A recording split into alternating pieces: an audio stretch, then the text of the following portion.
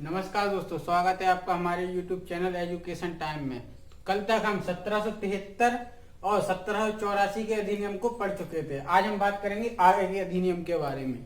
आगे अपना अधिनियम है 1813 का अधिनियम।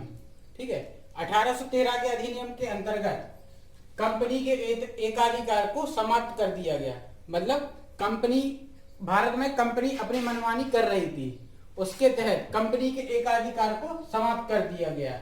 पर चाय और चीन पर कंपनी का एकाधिकार बना रहा। ठीक है, भारत में पूर्ण रूप से नहीं हुआ था कंपनी का एकाधिकार खत्म, चाय और चीन पर एकाधिकार कंपनी का बना रहा। अब 1813 के अधिनियम के तहत ही ईसाई मिशनरियों को भारत में प्रचार और प्रसार की अनुमति दी गई। मतलब अपने धर्म को आगे बढ़ाने के लिए ईसाइयों को भारत में प्रचार करने की अनुमति मिली। ठीक है, तथा 1813 के अधिनियम के अंतर्गत भारतीय भाषा पर, जो भारतीय भाषा होती है, भारतीय भाषा पर 1 लाख रुपए खर्च करने का प्रावधान किया गया। ठीक है, क्या क्या किया गया? अपना कंपनी के एकाधिकार को समाप्त कर दिया गया, पर चाय और चीन को छोड़कर एक भारतीय भाषा पर 1 लाख रुपए खर्च किया गया, तथा ईसाई मिशनरियों को भारत में प्रचार प्रसार करने की अनुमति दी गई। अब चलते हैं अपन अगले अधिनियम की तरफ। आगे बात करते हैं अपन 1833 के अधिनियम की। ठीक है, 1833 के अधिनियम के अंतर्गत लॉर्ड मैकाले की अध्यक्षता में, कौन थे? लॉर्ड मैकाले की अध्यक्षता में प्रथम विधि आयोग का गठन किया गया।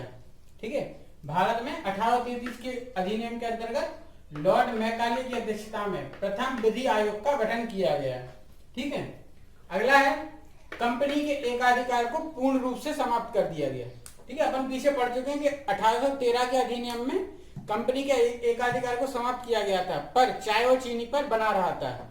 इस बार क्या है कि कंपनी के एकाधिकार को पूर्ण रूप से समाप्त कर दिया गया है। अगला अधिनियम है अगला पॉइंट है, इस अधिनियम के तहत दास प्रथा और सती प्रथा पर प्रतिबंध लगा दिए गए। ठीक है, 1833 के अधिनियम के तहत दास प्रथा और सती प्रथा पर प्रतिबंध लगा दिए गए। ठीक है, अगला है अपना लॉर्ड विलियम बेंटिंक को भारत का गवर्नर जनरल नियुक्त किया गया।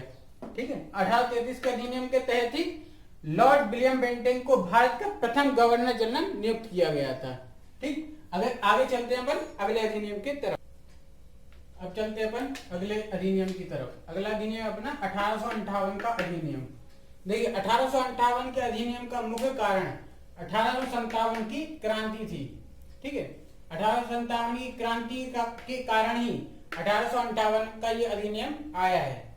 ठीक है, 1857 की क्रांति के चिन्ह क्या थे? रोटी और कमल। ठीक है, आगे बात करते हैं। 1858 के अधिनियम के तहत ही 1 नवंबर 1857 को ब्रिटेन की महारानी विक्टोरिया इलाहाबाद के मिंटो पार्क में आई थी। इन्होंने भारत के हित के लिए एक घोषणा पत्र तैयार कराया, जिसको भारत के शिक्षित वर्ग ने अपनाया तथा उसे क्या नाम दिया गया? Magna carta. ठीक है, उसका नाम क्या रखा? Magna carta.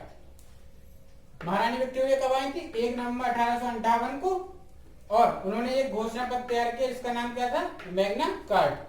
आगे चलते हैं। 1858 के तहत गवर्नर के पद को वायसराय में परिवर्तित कर दिया गया। ठीक है, पहले इन लोगों को गवर्नर कहा जाता था, बाद में वायसराय कहने लगे थे। ठीक है, लॉर्ड कैनिंग ऐसे गवर्नर हैं जो अंतिम गवर्नर और प्रथम वायसराय कहलाते हैं। ठीक, आगे बात करें। इस अधिनियम के तहत कंपनी के शासन को ब्रिटिश सरकार के हाथ में सौंप दिया गया। तो एक बार देख लेते हैं 1858 में क्या हुआ। 1858 के अधिनियम का मुख्य कारण था 1857 की क्रांति। 1857 की क्रांति का चिन्ह क्या था? रोटी और कमल। महारानी विक्टोरिया 1 नवंबर 1858 को इलाहाबाद के मिंटो पार्क में आई थी। इन्होंने एक पत्र तैयार कराया था, इसका नाम क्या था? Magna carta. गवर्नर के पद को वायसराय में परिवर्तित किया गया। लॉर्ड कैनिंग अंतिम गवर्नर तथा प्रथम वायसराय थे। ठीक है, तथा इस अधिनियम के तहत कंपनी के शासन को ब्रिटिश सरकार के हाथ में सौंप दिया गया। ठीक है, तो आज के लेक्चर को अपन यहीं पर समाप्त करते हैं, ठीक है। मुझे आशा है आपको आज का लेक्चर पसंद आया होगा। अगर आपको आज का लेक्चर अच्छा लगा हो तो चैनल को लाइक, शेयर एंड सब्सक्राइब करें। धन्यवाद।